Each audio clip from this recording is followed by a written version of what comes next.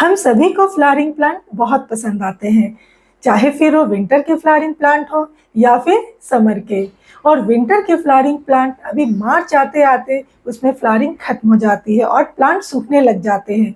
और आगे चल के जो समर के फ्लावरिंग प्लांट होते हैं वो अभी लगना शुरू होते हैं, तो फ्लावरिंग आने में उसमें टाइम होती है। तो ऐसा एक प्लांट है जो कि अभी मार्च अप्रैल में, जिस समय ना विंटर के फ्लावर्स होते हैं ना ही समर के, तो वैसे में आपको खिलते रहता है, तो वो है कलांचो, जिसे हम कलनकोई के नाम से भी जानते हैं। और एक बहुत ही सुंदर, बहुत ही प्यारा प्लांट है। तो आज के वीडियो में मैं उसी कलांचो के बारे में कुछ बहुत जरूरी बातें बताने वाली हूँ। अगर आप बहुत सारा फ्लावरिंग चाहते हैं, लंबे समय तक फ्लावरिंग चाहते हैं, तो ये बातों का जानना जरूरी है। तो चलिए वीडियो स्टार्ट करते हैं। तो मैं हूँ Alice Singh, welcome back to my channel gardening with Alice.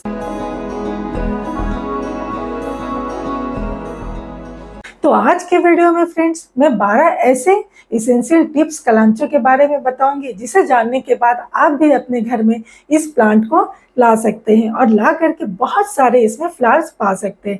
यहाँ पे देखिए, ये मैंने वीडियो बनाने के लिए, उसमें दिखाने के लिए आपको यहाँ मैंने इंडोर ला कर दिखा रही हूँ, लेकिन हमारे बहुत सारे प्लांट्स अभी बाहर में लगे हैं जो कि आउटडोर है। तो कलांचो किस तरह से आप उसको रख सकते हैं, उसकी केयर कर सकते हैं और उसमें ढेरों फूल पा सकते हैं। अभी आप जाएंगे नर्सरी में तो ये प्लांट आपको देखने को वहां मिलेंगे और आप वहां से परचेज कर सकते हैं। Tip number 1, basic information. तो कलांचो के बारे में ये जान लीजिए कि ये विंटर की ही फ्लावरिंग प्लांट है, लेकिन ये लेट विंटर फ्लावरिंग प्लांट है। लेट मीन्स कि ये आपको नवंबर से दिसंबर से स्टार्ट होती है और मार्च अप्रैल तक मैक्सिमम जाती है। ये एक सकुलेंट वैरायटी की प्लांट है, क्योंकि इसकी पत्तियों को अगर आप देखेंगे तो ये फ्लेसी होती है। इसकी पत्तियां देखने में आप टच करेंगे तो ये फ्लेसी है, जो कि सकुलेंट जैसी होती है। दूसरी कि ये परमानेंट फ्लावरिंग प्लांट है, इसको आप सालों भर रख सकते हैं, लेकिन फ्लावरिंग का सीजन विंटर है। इसमें कई सारे कलर्स में आते हैं, ये बहुत सारे, अभी जैसे मेरे पास यहाँ पे पिंक है, रेड है और ये येलो भी खिल रही है। तो इसमें और भी ऑरेंज कलर में है, व्हाइट कलर में है, लाइट पिंक में है। तो इस तरह से बहुत सारे डिफरेंट डिफरेंट कलर्स हैं और सिंगल पेटल में, डबल पेटल्स में, इस तरह से भी होते हैं। इसमें एक देसी वैरायटी भी होती है और हाइब्रिड। तो यहाँ पे ये जो रेड कलर की देख रहे हैं, ये हमारी हाइब्रिड वैरायटी है। इसमें डबल पेटल्स होते हैं और फूल थोड़े से साइज में बड़े होते हैं और घने होते हैं। और यहाँ जो येलो कलर की जो दिख रही है, ये हमारी देसी वैरायटी है। ज्यादातर जो कलांचो की देसी वैरायटी होती है उसमें आपने रेड कलर देखा होगा। इसकी फ्लावरिंग टाइम कब होती है? तो ये नवंबर दिसंबर से खिलना स्टार्ट हो जाता है और आपको मैक्सिमम अप्रैल मई तक भी जाता है। लेकिन मई मंथ में आपको चूंकि गर्मी पड़ने लग जाती है, तो उस समय इसकी फ्लावर्स की साइज छोटी हो जाती है और ये बहुत कम मात्रा में प्लांट्स में बचे रहते हैं और इसके बाद ये पूरी तरह से सारे फ्लावर्स स्पेंट हो जाते हैं। तो इसका खिलने का समय जो है ये भी थोड़ा सा लंबा है दूसरे प्लांट्स की अपेक्षा। पॉइंट नंबर 2, पॉटिंग मिक्स कैसी होनी चाहिए इसकी। अगर आप कलांचो लगाते हैं तो जैसे मैंने बताया कि ये एक सकुलेंट वैरायटी है, तो इसकी मिट्टी भी हमें उसी तरीके से बनानी होगी। जब हम मिट्टी बनाते हैं तो ये बात का ध्यान जरूर रखना होगा कि हमारी जो मिट्टी बनेगी वो वेल ड्रेन्ड होगी, उसमें कोई पानी का जमाव नहीं होना चाहिए, पानी रुकना नहीं चाहिए, सौगी नहीं होनी चाहिए मिट्टी। इसकी मिट्टी बनाते वक्त आप उसमें 5 भाग गार्डन सॉइल ले लीजिए। आपके एरिया में जो भी मिट्टी मिलती है आप उस मिट्टी को यूज कर सकते हैं। 2 भाग आप वर्मी कंपोस्ट ले लीजिए और 2 भाग इसमें रिवर सैंड ले सकते हैं और 1 भाग इसमें पत्ती की खाद, जो कि प्लांट्स के लिए बहुत ही यूजफुल होते हैं। इस पर हमारा एक वीडियो है जिसे आप देख सकते हैं कि किस तरह से ये पत्ती की खाद हमारे प्लांट्स के लिए यूजफुल है। उसका लिंक मैं डिस्क्रिप्शन बॉक्स में डाल दूंगी। और 2 मुट्ठी उसमें नीम खली मिला लीजिए और 1 चम्मच उसमें फंगीसाइड मिला लीजिए, क्योंकि इसमें फंगस लगने का प्रॉब्लम होता है, तो उससे आप बच सकते हैं। तो इस तरीके से आप अगर मिट्टी बनाते हैं तो आपका मिट्टी वेल ड्रेन्ड होगा और प्लांट में किसी तरीके का प्रॉब्लम नहीं होगा, उसे न्यूट्रिएंट्स रिच भी होगा। तो आप मिट्टी इसी तरीके से बनाएं। टिप नंबर 3, ये आउटडोर प्लांट है, इसे इंडोर रखेंगे तो इसमें फ्लावरिंग नहीं होगी। प्लांट तो आपका रहेगा लेकिन इसमें फ्लावर्स नहीं खिलेंगे। तो अच्छी फ्लावर के लिए इसे अच्छी धूप चाहिए। अब अच्छी धूप मतलब कितनी? 3 से 4 घंटे की अगर इसको सनलाइट मिलती है तो इसके लिए बहुत अच्छा होता है, इसमें बहुत अच्छे फ्लावरिंग्स होते हैं।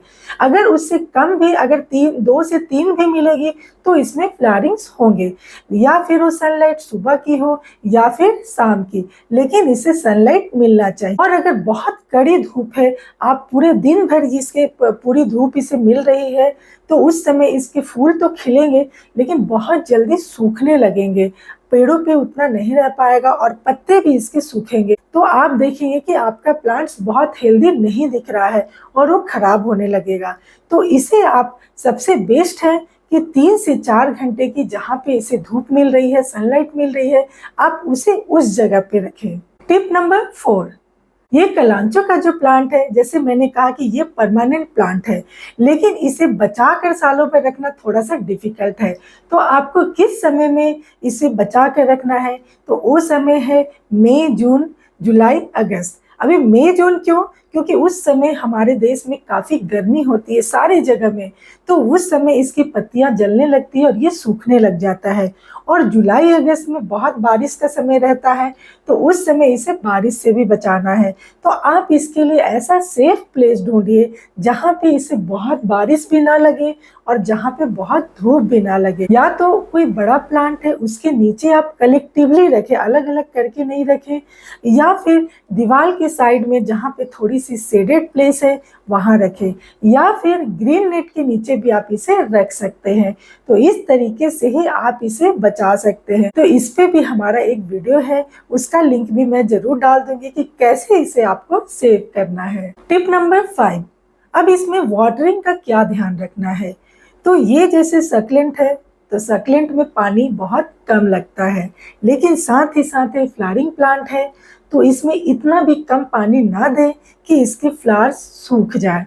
तो इसमें आपको पानी डालते वक्त ये देखना है कि इसमें मॉइस्चर, मिट्टी में आपकी मॉइस्चर बनी होनी चाहिए, क्योंकि ये मॉइस्चर लविंग प्लांट है। मिट्टी सौगी नहीं होनी चाहिए, लेकिन मिट्टी पूरी तरह से सूखनी भी नहीं चाहिए। तो आपको हमेशा ध्यान रखना है कि उसमें थोड़ी सी मिट्टी में मॉइस्चर बने रहे। जैसे ये प्लांट हमारा जहाँ रखा है बाहर में, वहाँ 4 घंटे की धूप इसे लगती है, तो हम इसमें डेली पानी नहीं डालते हैं। मुझे लगता है कि एक दिन गैप करके डालने से ये ज़्यादा अच्छा है। अगर डेली डालेंगे तो इसमें थोड़ी सी पानी ज़्यादा हो सकती है, तो मैं इसे 1 डे का गैप देकर ही पानी डालती हूँ, लेकिन ध्यान जरूर रखती हूँ कि बहुत ज़्यादा नहीं सूख जाए। तो इसमें वही आपको ध्यान रखने कि पानी कम भी ना होना चाहिए और ना ही पानी बहुत ज़्यादा। टिप नंबर 6, जब भी आप प्लांट लगाते हैं किसी पॉट में, तो उसमें ड्रेनेज होल जरूर होना चाहिए। ड्रेनेज होल होने से क्या होता है कि अगर आपने गलती से पानी इसमें ज़्यादा डाल दिया तो वो ड्रेन आउट होकर निकल जाएगा, क्योंकि ऑलरेडी आपने मिट्टी इसकी वेल ड्रेन्ड बनाई है। लेकिन अगर ड्रेनेज होल नहीं होगा या फिर बहुत छोटा होगा तो इसमें पानी जमा हो सकती है, और जमा होगी तो इसकी रूट रॉट हो जाती है, तो जड़ सड़ने से ये प्लांट पूरी तरह से ही खराब हो जाएगा। तो आप जब भी पॉट लेते हैं कोई सा, तो उसमें ज़रूर ध्यान दें कि उसमें ड्रेनेज होल अच्छे होना चाहिए। अगर कम है तो आप खुद से उसमें ड्रेनेज होल बना दीजिए और इस तरीके से ही फिर प्लांट को लगाइए। कभी कभी हम लोग पॉट के नीचे बॉटम ट्रे का भी यूज करते हैं, तो पानी जब भी डालते हैं तो इस बात का भी ध्यान रखें कि बॉटम ट्रे में पानी आकर जमी तो नहीं है। अगर ड्रेन आउट होकर पानी बॉटम ट्रे में जमी है तो आप उस बॉटम ट्रे से पानी को हटा दीजिए।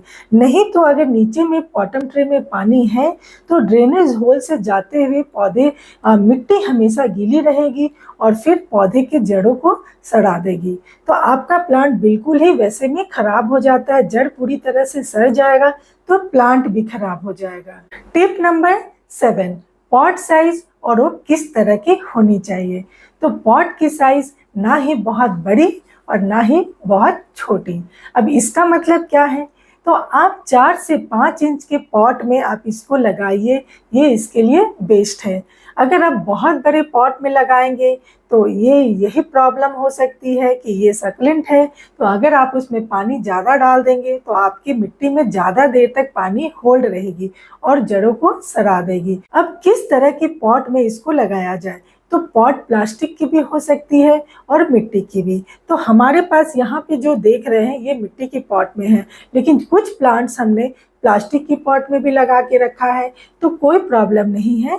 दोनों में बस यही अंतर है कि मिट्टी की पॉट में जो पानी आप डालते हैं वो जल्दी सूखती है थोड़ी, और प्लास्टिक के पॉट में मिट्टी सूखने की जो टाइम होता है वो थोड़ा सा अधिक होता है। तो आप पानी डालते वक्त उस बात का ध्यान रखिए कि आपने मिट्टी के पॉट में लगाई है या फिर प्लास्टिक के पॉट में। टिप नंबर 8, इसमें जो फ्लावर्स खिलते रहते हैं, जब तक खिलते हैं तो ये बहुत लंबे समय तक खिले हुए रहते हैं। आप देखिएगा कि काफ़ी दिनों से, जैसे ये पिंक जो है इसमें जो फ्लावरिंग हो रही है ये 1 मंथ से भी अधिक हो गया ये खिले हुए इनको, और ये अभी भी पूरी तरह से फ्रेश है। ये भी, इसका भी खिलने का 1 मंथ हो गया, अभी भी पूरी तरह से फ्रेश दिख रही है। लेकिन कुछ फ्लावर्स इसमें जो है यहाँ पे पीछे में दिख रहा होगा कि ये खिल के सूख गए हैं। तो यहाँ पे हमें क्या करना है कि ये सूखे हुए फूलों को इस तरीके से हमें हाथ से चुन करके निकालते रहना होगा। तो ये फूल जब सूखे हम निकालते रहेंगे तो अननेसेसरी जो न्यूट्रिएंट्स यहाँ तक पहुँच रही है ये नहीं जाएगी, और इसके बदले ये दूसरे प्लांट के दूसरे भाग को मिलेगा, तो फ्लावरिंग ज़्यादा अच्छी होगी। अगर इस तरह से स्पेंट पार्ट उसमें पड़े रहेंगे तो एक तो आपका फ्लावरिंग प्लांट देखने में भी सुंदर नहीं लगेगा, और उसमें जो उसके जो न्यूट्रिएंट्स हैं वो सारे वो भी लेते रहेंगे। तो और दूसरी इसमें ये चीज़ है कि जब भी आप फूलों को देखिए कि एक स्पाइक, जैसे ये एक स्पाइक है, इसमें बहुत सारे अभी फूल लगे हुए हैं, लेकिन अगर इसमें 2-4 अगर सूखे हुए हैं तो आप एक फूल को निकाल दीजिए। लेकिन सारे के सारे सूख गए हैं तो ये जो स्पाइक यहाँ से है उसको नीचे से ही कट कीजिए। ये अगर आप छोड़ देते हैं तो इसमें दूसरा फूल अभी नहीं आएगा। टिप नंबर 9, ये चूंकि फ्लावरिंग प्लांट है तो इसमें फर्टिलाइजर्स ऐड करना बहुत ज़रूरी है। तो 15 दिनों पर आप एक बार फर्टिलाइजर इसे में ज़रूर डालें। अभी मिट्टी इसकी सख्त होती है, इसे हम ज़्यादा डिस्टर्ब गुड़ाई नहीं करते हैं। बेस्ट रिजल्ट अगर आप चाहते हैं तो आप लिक्विड फर्टिलाइजर यूज कीजिए, चाहे वो वर्मी कंपोस्ट का यूज कीजिए या काऊ डंग कंपोस्ट या एप्सम सॉल्ट भी आप डाल सकते हैं, और लीफ कंपोस्ट का भी कोशिश कीजिए कि उसको लिक्विड फॉर्म में डालें। बनाना पील्स फर्टिलाइजर्स भी बहुत अच्छे होते हैं, ओनियन पील्स फर्टिलाइजर। तो इस तरीके से एक ही बार में सारे फर्टिलाइजर्स आपको नहीं डालने हैं, आपको 15 डेज पर एक कोई फर्टिलाइजर डालिए, उसके बाद जब नेक्स्ट डालेंगे तो आप दूसरे फर्टिलाइजर डालिए। अगर आप लिक्विड फॉर्म में फर्टिलाइजर यूज करते हैं तो आपको रिजल्ट अच्छा और जल्दी मिलेगा, और इसमें बहुत ही हेवी फ्लावरिंग होगी। फूलों के प्लांट के लिए मस्टर्ड केक फर्टिलाइजर भी बहुत ही अच्छा होता है, उसमें फ्लावरिंग की मात्रा को बढ़ाता है।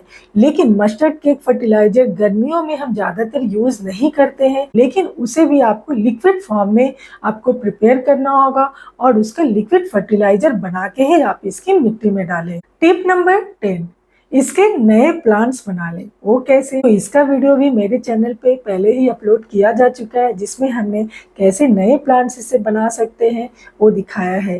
तो जैसे ही इसके फ्लावरिंग सीजन खत्म होती है, इस प्लांट के फ्लावर्स खत्म हो जाते हैं, आप उसी समय इसकी कटिंग्स लेके नए प्लांट बना लीजिए। तो उसमें जो फ्लावरिंग होती है वो उसके जो मदर प्लांट होते हैं उससे अधिक होती है। टिप नंबर 11, क्या इस पे स्प्रे करना चाहिए? इस प्लांट के ऊपर आप पानी से स्प्रे नहीं कीजिए, फव्वारे मत मारिए, क्योंकि इसमें ऑलरेडी फ्लावर्स आ चुके हैं और ये सक्लेंट है, तो इस पे अगर पानी जमा होगी तो इसके प्लांट्स के पत्ते जो हैं वो गलने लगेंगे।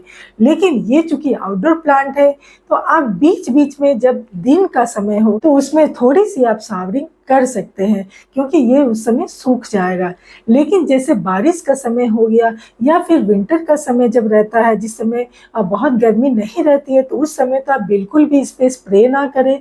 लेकिन हाँ, बारिश के समय में आप देखिए कभी कभी से फंगस का प्रॉब्लम होता है इसकी मिट्टी में या प्लांट के ऊपर भी आपको दिखता है, तो आप उस समय फंगिसाइड का स्प्रे कर सकते। और ये आपको तुरंत नहीं करना, 2 से 3 महीने पर आप एक बार फंगिसाइड का स्प्रे कर दीजिए, और साथ ही साथ मिट्टी में भी डाल दीजिए, ताकि इसके जड़ों में जो फंगस लगने का प्रॉब्लम होता है वो भी आपका सॉल्व हो जाएगा। टिप नंबर 12, जब भी आप देखते हैं कि कलांचो के प्लांट में नीचे की तरफ की जो पत्तियां होती है आपको थोड़ी सी सूखी हुई दिखती है या फिर पीली होती हुई दिख रही है, तो उसको आप निकालते रहिए। तो जब भी हम पानी डालते हैं तो नीचे की पत्तियां अगर गीली होती है और सूखी हुई है तो उसमें फंगस का चांसेस बढ़ जाता है। और रूट्स के पास पूरी तरह से आपको क्लीन रखना होगा। आपको लग रहा है कि इस प्लांट ग्रो नहीं कर रहा है और अच्छी स्थिति में नहीं है, तो आप उसे रिपॉट कर ले।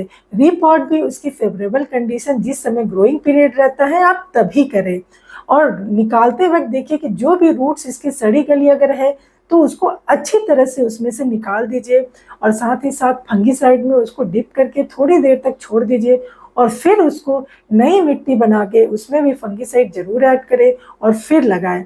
तो इससे आपका प्लांट बच जाएगा और आप अपने प्लांट को फंगस लगने से भी बचा सकते हैं और सालों भर इसी तरीके से सेव कर सकते हैं। तो फ्रेंड्स, आज मैंने कलांचो से जुड़ी बहुत सारी बातें आप लोगों को बताई और इस वीडियो को देखने के बाद मुझे लगता है कि काफी सारे लोग जिनके पास कलांचो के प्लांट नहीं है वो जरूर लेने जाएंगे। आई होप कि आपको ये वीडियो अच्छी लगी होगी और मैंने जो जानकारी दी आपको ये आपके लिए यूजफुल होगी। तो लाइक जरूर कीजिए और दोस्तों में शेयर भी कीजिए और साथ ही साथ अगर हमारे चैनल पे नए हैं तो सब्सक्राइब जरूर कीजिए।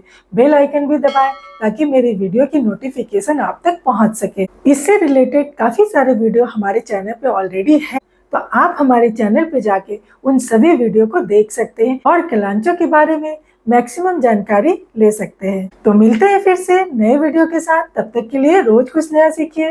Happy gardening, take care and be connected. Bye bye.